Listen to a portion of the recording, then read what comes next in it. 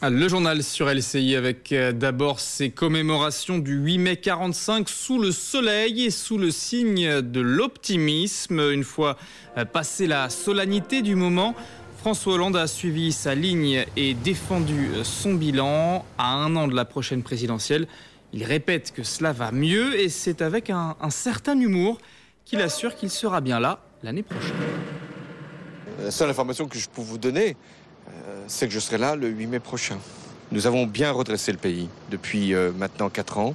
Je fais en sorte qu'il puisse y avoir un certain nombre de redistributions qui se fassent dans la maîtrise de nos finances publiques. Il ne s'agit pas de cadeaux qui devraient être faits. Je n'ai pas cette conception-là. Mais quand l'effort a été mené, lorsque les comptes publics sont redressés, lorsque, je l'ai dit, ça va mieux pour le pays, même si ça ne va pas mieux pour beaucoup de nos compatriotes, justement, il faut aussi qu'il y ait un soutien à des catégories qui ont participé à l'effort, puis à tous les Français. Et l'optimisme était décidément le mot d'ordre ce dimanche. Quand François Hollande donc vante le redressement du pays, Emmanuel Macron assure lui qu'il n'y a pas de malaise avec le président. Un ministre de l'économie en bon soldat ce matin qui s'est empressé ensuite de se démarquer à nouveau en rendant hommage à Jeanne d'Arc à Orléans. Marlène Seguin. Des pages de Jeanne d'Arc, toi ? J'y vais juste après. Une boutade pour détendre l'atmosphère. Le ministre de l'économie invité d'honneur à Orléans à la mémoire de Jeanne d'Arc. Cette affiche ne peut que déranger l'Élysée.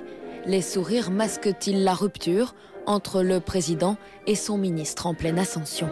Il n'y a pas de malaise, si j'ose dire. Il n'y en a jamais eu, je vous rassure. Il ne faut pas croire tout ce que vous pouvez lire. Sourire aussi sur le visage d'Anne Hidalgo, mais le vocabulaire trahit une certaine animosité pour celui qu'elle a combattu sur le travail du dimanche. Les itinéraires des uns et des autres, les petites phrases, tout ça, je vais vous dire, j'en ai rien à battre. Voilà.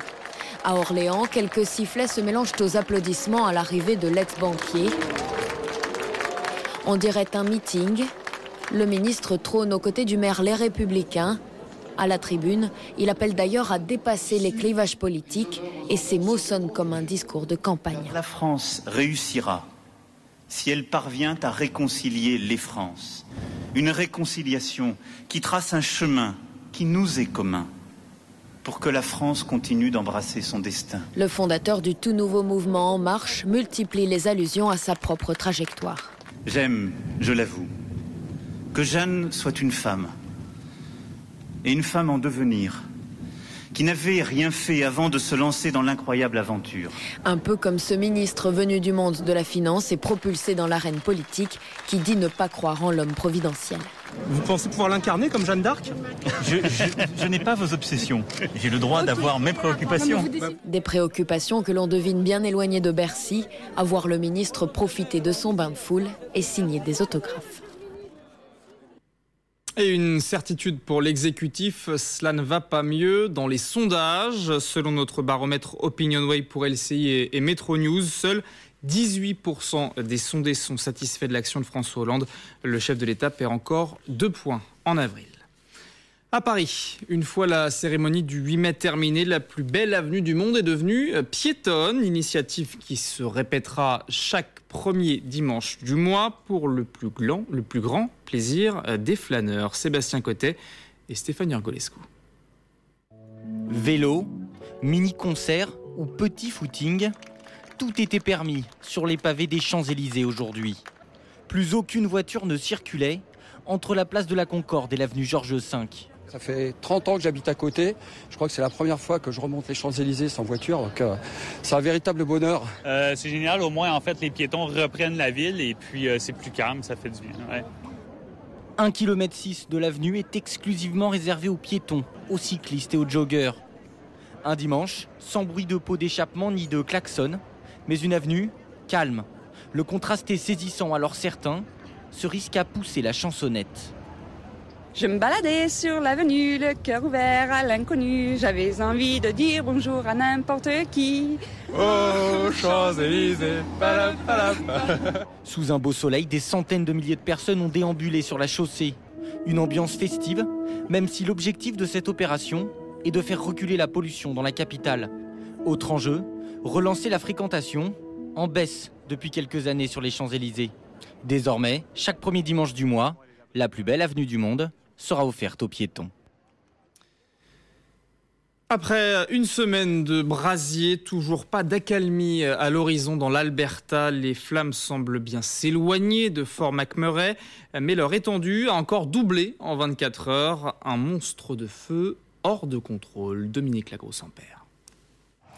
Les Canadiens ont fini par le surnommer The Beast, la bête indomptable. D'autres, le dragon à plusieurs têtes, qui enjambe des rivières de plus d'1 kilomètre de large, sans jamais perdre de sa force. En 5 jours, les feux gigantesques qui ravagent la province de l'Alberta, au centre du Canada, ont déjà détruit près de 200 000 hectares de forêt, l'équivalent de 20 fois la superficie de Paris. Près de 100 000 personnes évacuées en urgence de la ville de Fort McMurray et ses bourgades alentours, et des directives sans appel des autorités.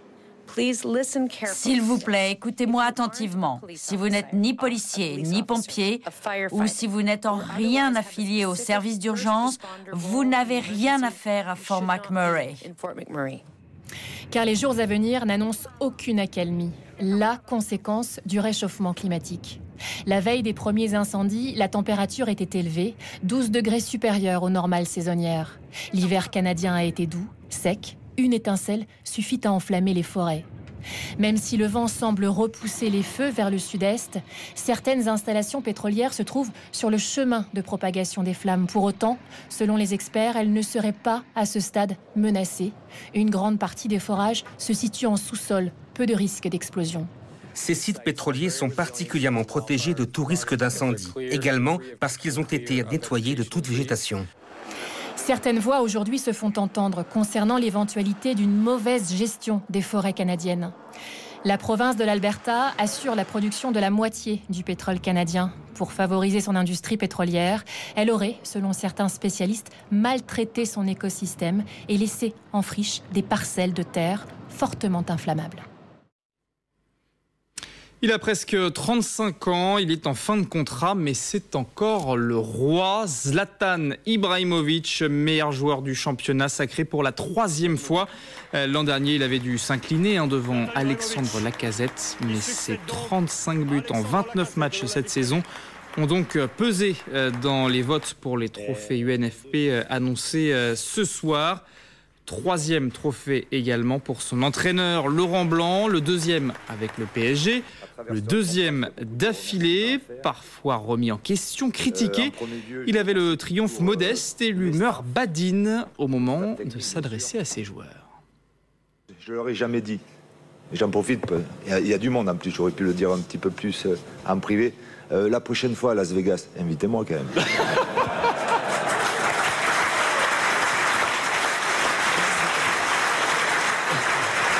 Laurent Blanc, merci messieurs.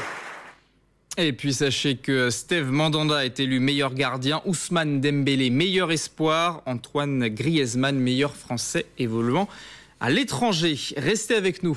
À suivre sur LCI, c'est la météo de Catherine Laborde, puis vue sur la planète avec Audrey Crespovart.